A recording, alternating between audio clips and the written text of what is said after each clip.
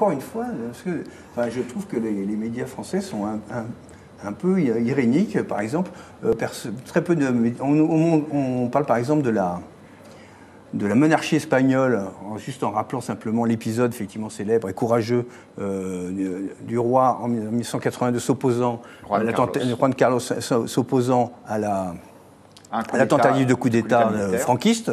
D'accord. On oublie juste de dire qu'il y a effectivement un profond rejet, enfin, dans une partie de la population de Catalogne, il y a un vrai rejet historique et qui dure encore de la monarchie.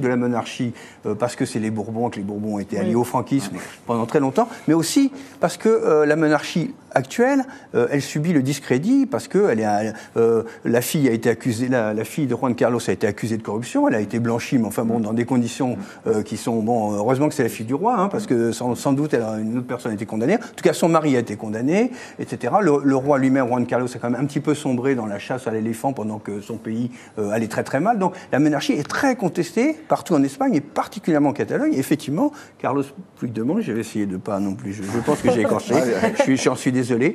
Ce sont des républicains, effectivement. Et un des motifs de la séparation, enfin de la volonté de séparation, pardon, entre autres, c'est monarchie contre république. C'est un vrai. Alors on a oublié ça parce que nous on pense que ces débats-là, c'est derrière nous, ça date de 1789, 1790 pour nous, ou 1848, mais non, ça existe encore quelquefois s'opposer.